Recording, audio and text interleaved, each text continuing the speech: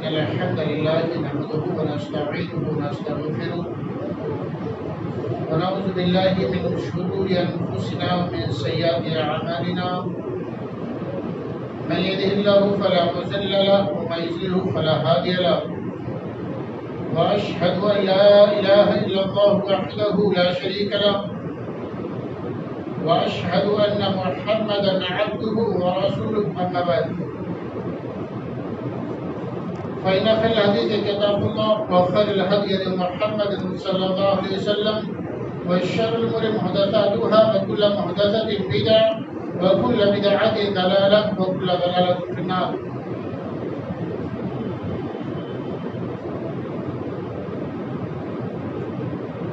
قال الله تبارك وتعالى في القرآن المجيد أعوذ بالله السميع العليم من الشيطان الرجيم بسم الله الرحمن الرحيم ولا يحسبن الذين يبخلون بما آتاهم الله من فضله هو خير لهم بل هو شر لهم سيطوقون ما بخلوا به يوم القيامة.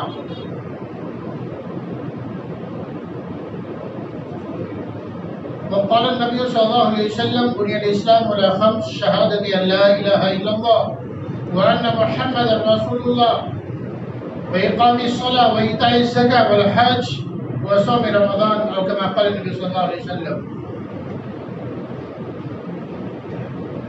سامعین کرام، حاضرین جمعہ،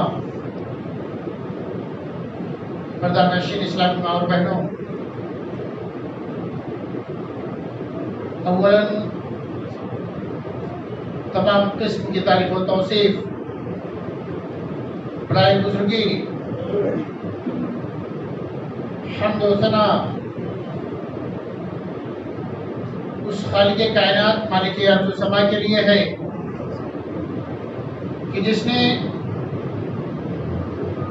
ہماری دنیاوی زندگی کو آسان بنانے کے لیے،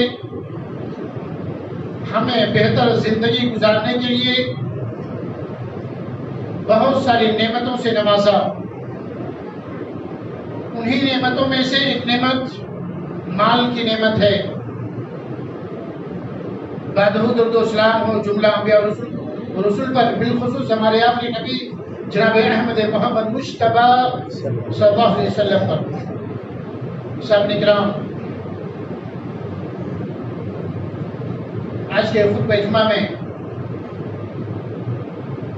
انشاءاللہ ہمیں دیکھنے کی کوشش کریں گے کہ جو مال اللہ رب العزت نے ہمیں دیا ہے،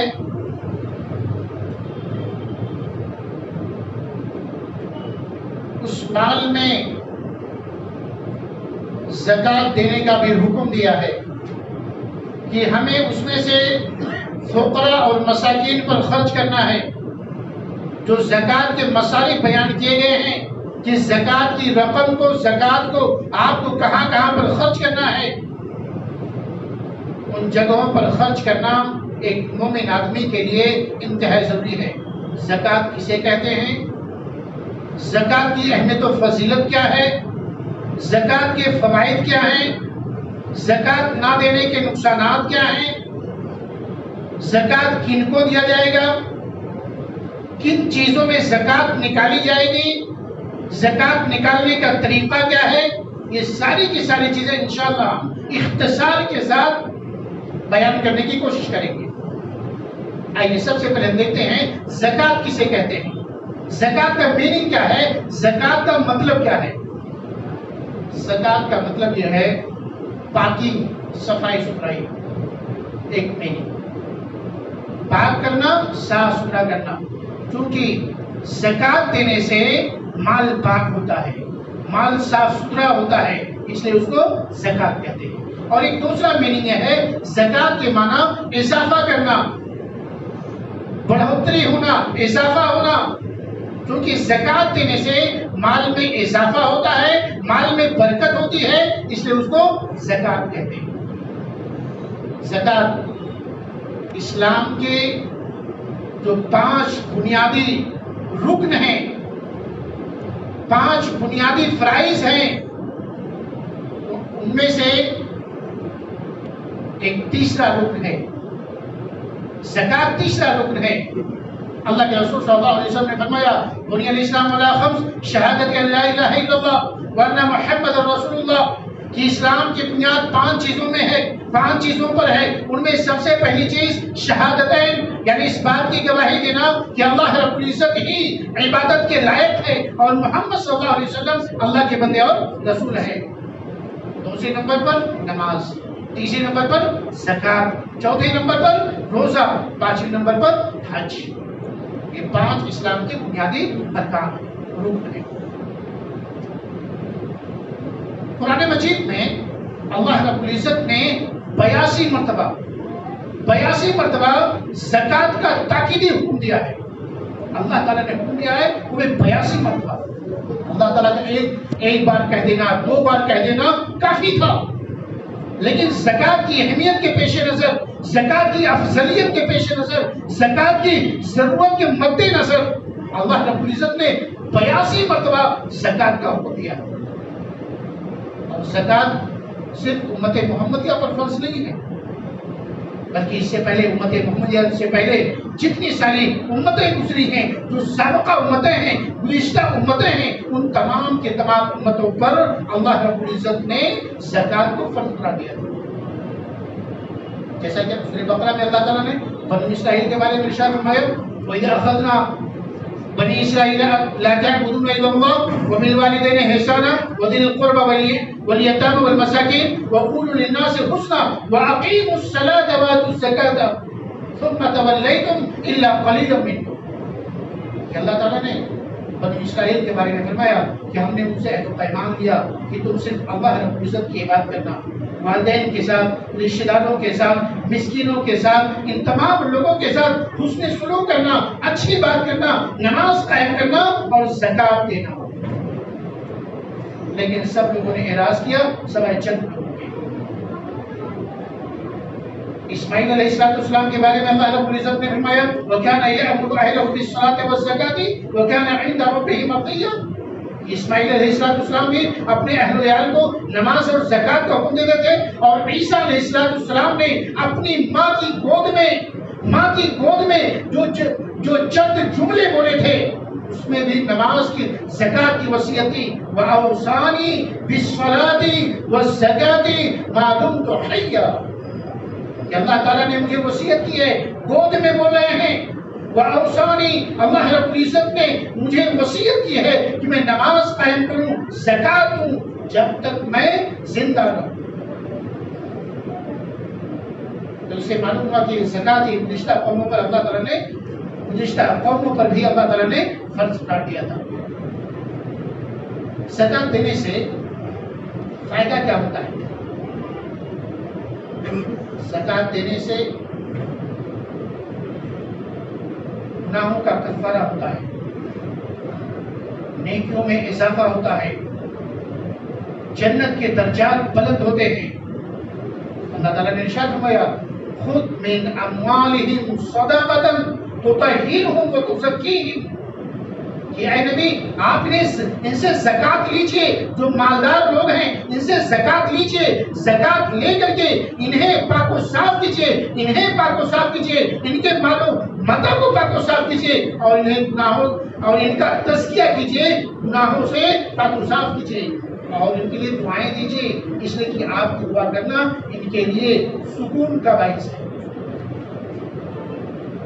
اس سے معلوم ہوا، یہاں پہ مسئلہ یہ بھی معلوم ہوا کہ اگر کوئی آدمی کسی سے زکات لے رہا ہے تو زکات لینے والے کی ذمہ داری ہے کہ اس کے لیے دعا بھی دے، اس کے لیے دعا بھی دے۔ یہاں پہ ایک باریک مسئلہ معلوم ہوتا ہے۔ اسی طرح زکات لینے سے مال میں اضافہ ہوتا ہے، اور زکات دینے والے کو اللہ رب العزت نے سچا مومن قرار دیا۔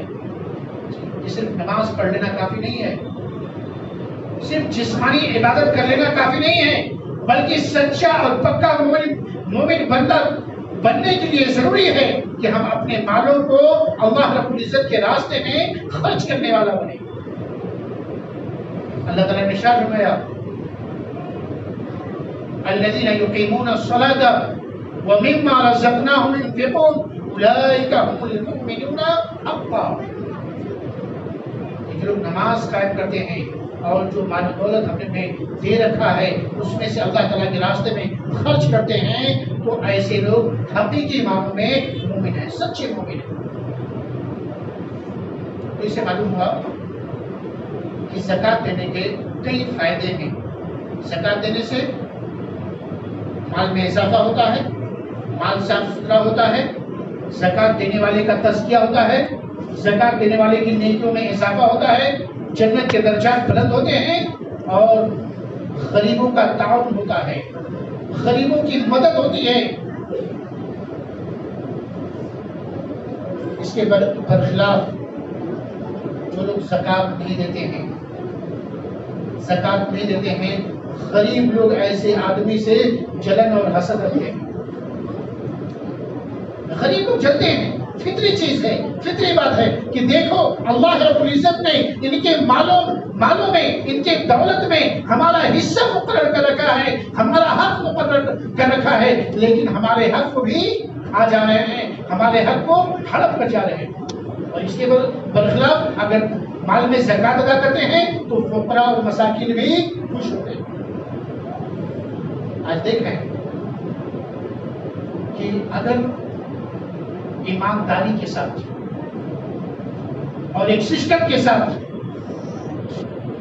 بہترین انداز میں ایمانداری کے ساتھ زکوٰۃ کے سسٹم کو نافذ کر دیا جائے تو پورے مسلم سماج سے، پوری سوسائٹی سے غریبی، فقیری اور معاشی مسائل کو بآسانی حل کیا جا سکتا ہے.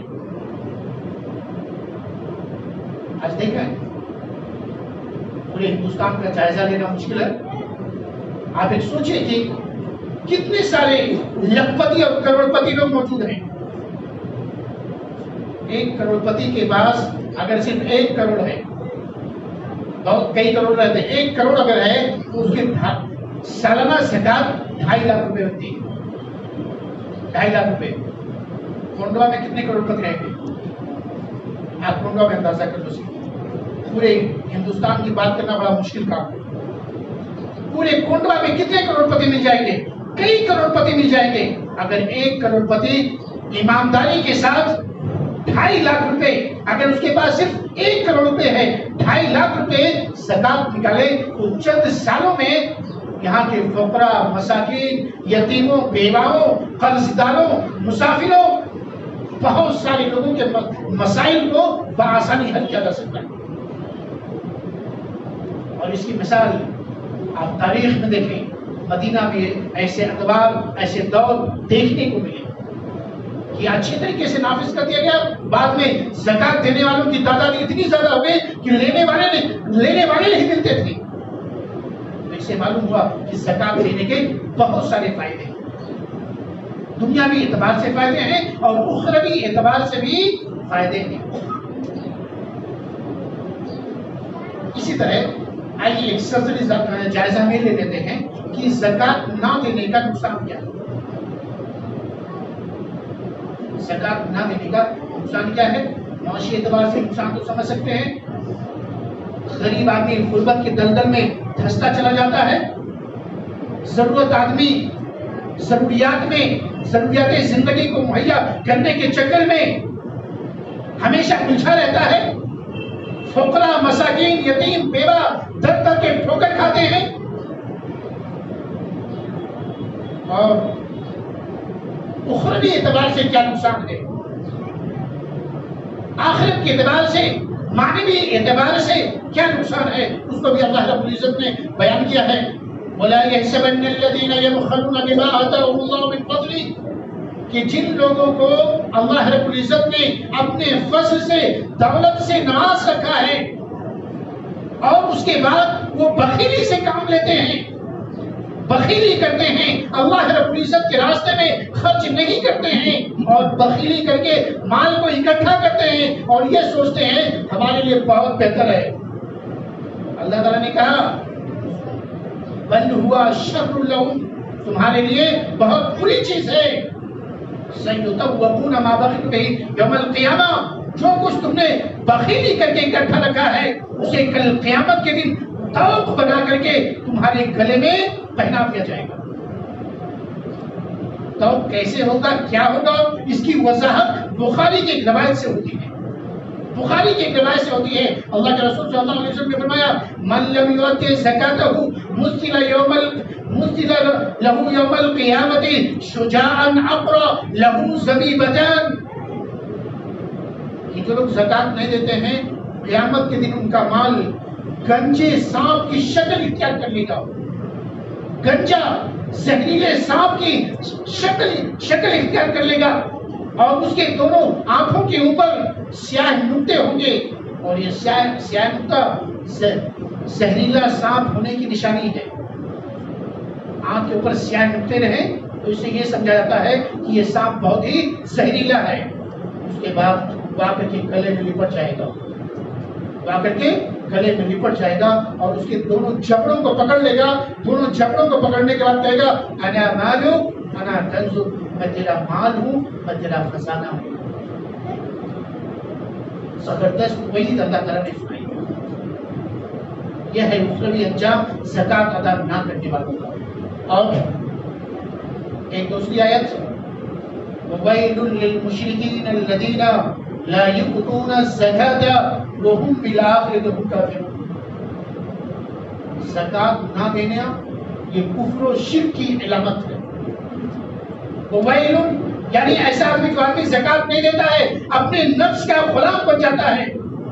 اللہ رب العزت کی غلامی کرنے کے بجائے، اللہ رب العزت کے احکام و فرامین کو سننے کے بجائے اپنے نفس کا غلام بن جاتا ہے۔ اس لیے اللہ رب العزت نے کفر و شرک کا علامت قرار دیا۔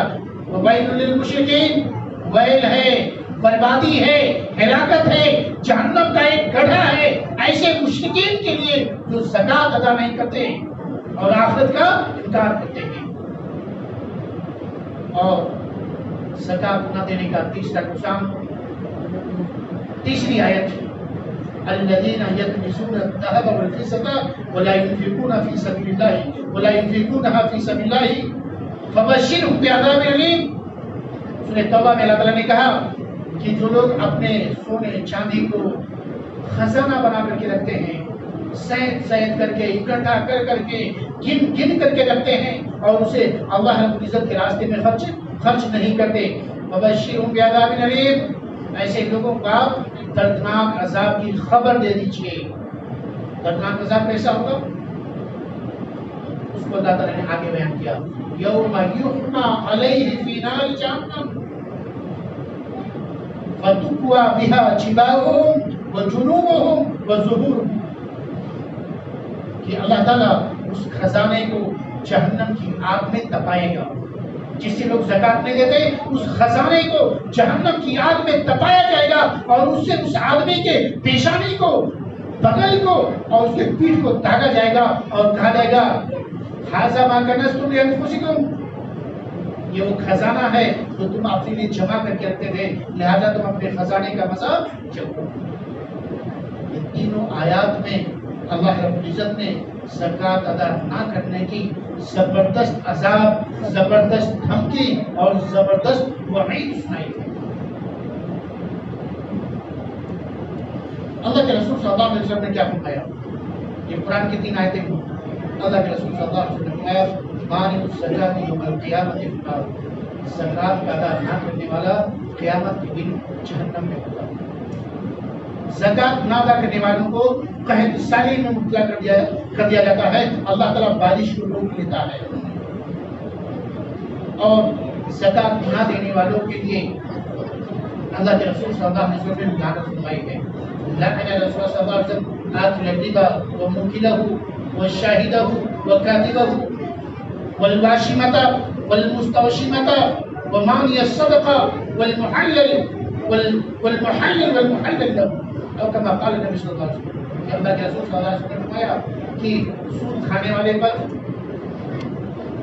سود کھلانے والے پر، سود لکھنے والے پر، سود کی گواہی دینے والے پر، چہروں کے بال اکھیڑنے والی عورتوں پر، چہروں کے بال اکھاڑنے والی عورتوں پر اور زکات نہ دینے والے پر حلالہ کرنے والے اور جس کے لیے حلالہ کیا جاتا ہے اس کے لیے ان تمام کے تمام لوگوں پر اللہ کے رسول صلی اللہ علیہ وسلم نے لعنت فرمائی اور جس بھیل پر اللہ کے رسول صلی اللہ علیہ وسلم کی لعنت موجود ہو وہ پھر صراحتاً حرام ہوتا ہے۔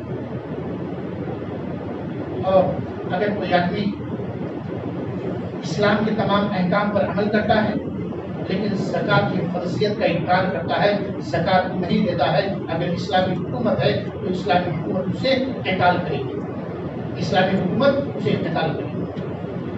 جب اللہ کے رسول صلی اللہ علیہ وسلم کا انتقال ہوا تو مسلمانوں کے خلیفہ ابو بکر صدیق رضی اللہ عنہ ہوئے، ان کو خلیفہ بنایا گیا۔ اس کے بعد بہت سارے لوگ، جب اللہ کے رسول کے انتقال کے بعد بہت سارے لوگ مرتد ہو گئے اور بہت سارے لوگوں نے زکات دینے سے انکار کیا۔ اسلام کے سب کچھ مانتے، اسلام پر رہتے لیکن زکات دینے سے انکار کیا۔ ابو بکر صدیق نے ان سے قتال کرنے کا ارادہ کیا، کہا نہیں میں قتال کروں گا۔ عمر بن خطاب نے کہا آپ کیسے قتال کریں گے؟ اللہ کے رسول صلی اللہ علیہ وسلم نے کہا کہ جو آدمی لا الہ الا اللہ کہتے وہ اپنی جان و مال سے محفوظ ہو گیا، وہ اسلام کی حفاظت میں آ گیا۔ یہ لوگ تو لا الہ الا اللہ پڑھتے ہیں، آپ کیسے قتال کریں گے؟ اس کے بعد انہوں نے کہا واللہ لقاتلن من فرق بین الصلاۃ والزکاۃ فإن الزکاۃ حق المال، کہ اللہ کی قسم میں ایسے آدمی سے ضرور قتال کروں گا جو آدمی نماز اور زکات میں تفریق کرے، دونوں کو الگ الگ چیز سمجھے۔ نماز کی فرضیت کا تو سمجھے کہ نماز فرض ہے اور زکات کی فرضیت کا انکار کرے۔ فإن الزکاۃ حق المال، زکات تو مال کا حق ہے۔ اور کہتے ہیں کہ اگر لوگوں نے بکری کا ایک بچہ بھی دینے سے انکار کیا تو میں اس سے بھی انکار کروں گا۔ یعنی جو بکری کا بچہ اللہ کے رسول کے زمانے میں دیا کرتے تھے بطور زکات کے، اگر اس کا بھی انکار کریں گے تو میں اسے قتال کروں گا۔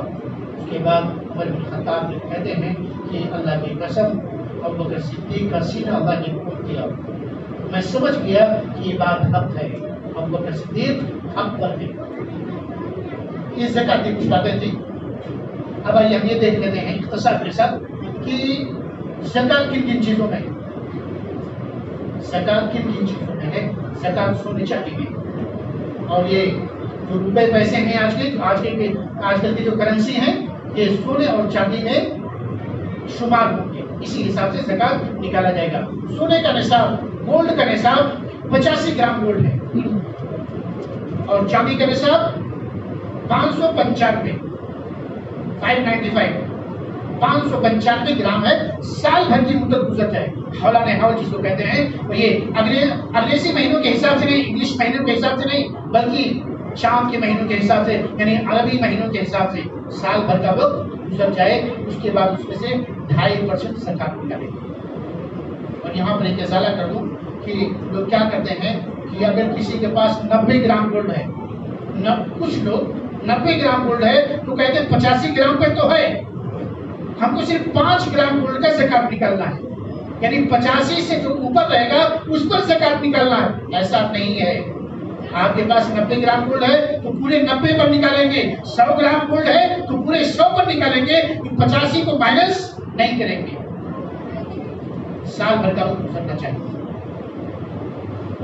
اسی طرح اب مال تجارت پر زکات ہے، جو آدمی تجارت کرتا ہے، دکانداری کرتا ہے، پورے مال پر تجارت ہے، سال بھر کا وقت گزر جائے گا تو وہ آدمی زکات دے گا۔ دکاندار اپنی زکات کیسے نکالے گا؟ دکاندار اپنی زکات کیسے نکالے گا؟ اس کے نکالنے کا طریقہ یہ ہے کہ جیسے کوئی آدمی یہ ہے کہ 5 لاکھ سے اپنا بزنس شروع کیا، 5 لاکھ روپے سے، اس کے بعد آج تقریباً عربی مہینے کی 21 تاریخ ہے، 21 شعبان ہے، مان لیجیے 21 شعبان کو اس نے شروع کیا۔ جب دوسرے سال 21 شعبان ہوگا تو اپنا حساب کتاب لے کر کے بیٹھ جائے گا۔ اس وقت اس کے دکان میں جتنے سارے مال رہیں گے، یعنی اگر اس کے دکان میں 5 لاکھ کا مال ہے تو 5 لاکھ نوٹ کر لے گا، 5 لاکھ نوٹ کر لے گا۔ 5 لاکھ نوٹ کرنے کے بعد اس کے پاس اگر دکان میں چیک پڑے ہوئے ہیں، چیک کو بھی نوٹ کر لے گا۔ کیش پڑے ہوئے ہیں، دکان میں کیش پڑے ہیں یا بینک میں کیش پڑے ہیں، کیش بھی نوٹ کر لیا، بینک والا بھی نوٹ کر لیا۔ نوٹ کرنے کے بعد جتنا ٹوٹل ہوا، یعنی ایک بار دوبارہ میں ریپیٹ کیے دیتا ہوں، دکان میں جتنا سامان ہے اس کو نوٹ नोट कर लिया, आगे 5 लाख का सामान है उसको नोट कर लिया। जो चेक पड़ा हुआ है, दुकानदारों के पास चेक भी पड़े रहते हैं आमतौर पे, चेक को भी नोट कर लेगा। जो कैश पड़ा हुआ है कैश को भी नोट कर लेगा। जो बैंक में पड़ा हुआ है बैंक को भी नोट कर लेगा। बैंक में जितना रकम मौजूद है उसको भी नोट कर लेगा, टोटल कर लेगा। और टोटल करने से पहले एक चीज और जोड़ लेगा कि मार्केट में जो पैसा फंसा हुआ है उसको भी जोड़ लेगा।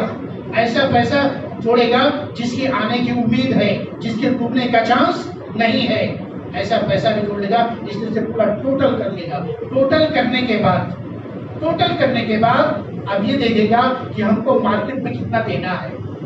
अगर लेना है तो देना भी है, मार्केट में हमको कितना देना है, जितना देना है उसको माइनस कर देगा। फिर उसके बाद जितना बचता है उसको 40 से डिवाइड कर देगा, 40 से डिवाइड करेगा, यानी 40 से डिवाइड कर देगा। जो निकल के लाए वही ज़कात। ये ज़कात निकालने का तरीका है दुकानदारों के लिए।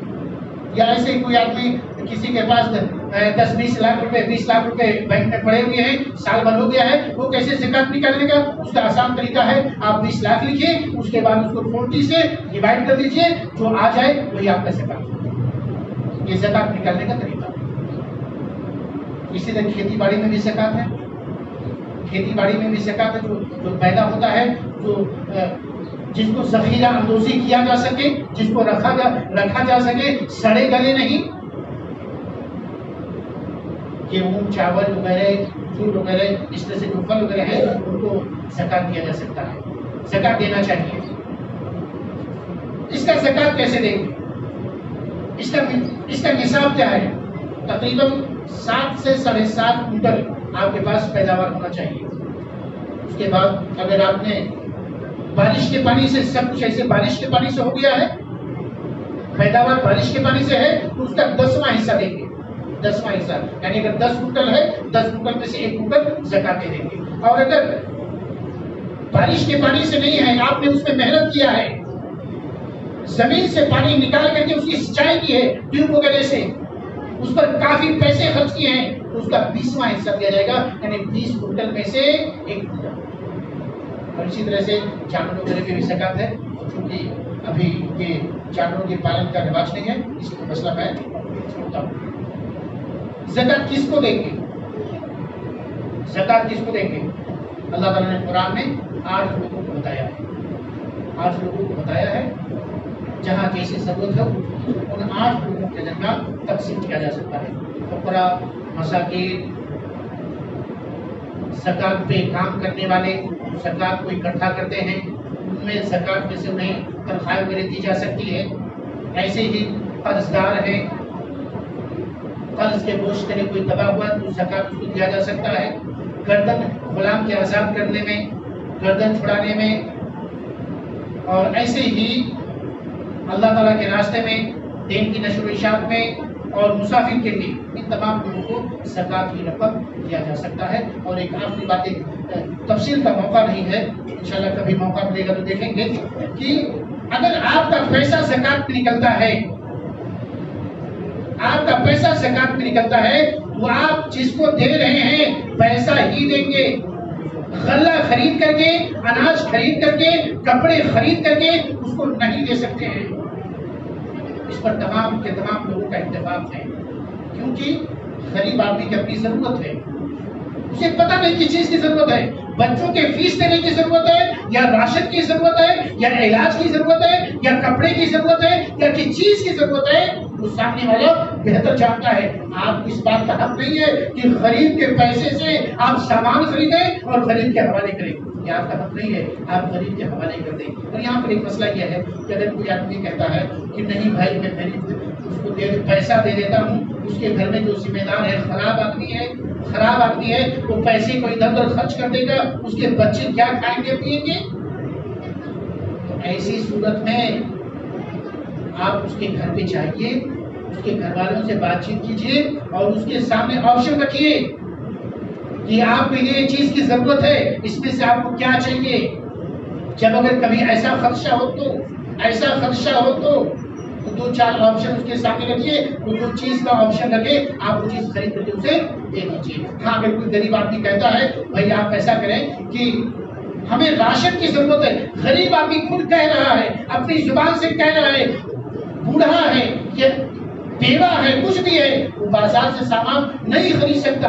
اگر وہ آدمی آپ سے ڈیمانڈ کر رہا ہے, مطالبہ کر رہا ہے, تو آپ خرید کر کے اسے دے سکتے ہیں. انشاءاللہ ایسی صورت میں آپ کو گناہ دوسرا ملے گا. ایک تو آپ کی محنت کرنے کا, مارکیٹ جانے کا, خریدنے کا, اور دوسری چیز زکات کے ادا کرنے کا.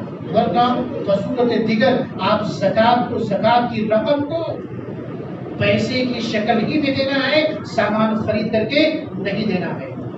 اب آخر میں دعا کرنا چاہیے کہ اللہ تعالیٰ ہم کا, اور بھی اگر کسی کا کچھ مسئلہ رہا تو زکات اس موضوع پر بعد میں دریافت کر سکتا ہے, پوچھ سکتا ہے. اب آخر میں دعا کرنا چاہیے کہ اللہ تعالیٰ ہم تمام لوگوں کو زکات کے موضوع کو اچھی طریقے سے سمجھنے کی توفیق نصیب فرمائے, اور جتنے سارے لوگ مالدار ہیں, جو صاحب حساب ہیں, ان تمام کے تمام لوگوں کو زکات کرنے کی توفیق نصیب فرما. آمین. تقبل رب العالمین. وآخر دعوانا ان الحمد للہ رب العالمین. ان اللہ وملائکته یصلون علی النبی يا أيها الذين آمنوا صلوا عليه وسلموا تسليما. اللهم صل على محمد وعلى آل محمد كما صليت على إبراهيم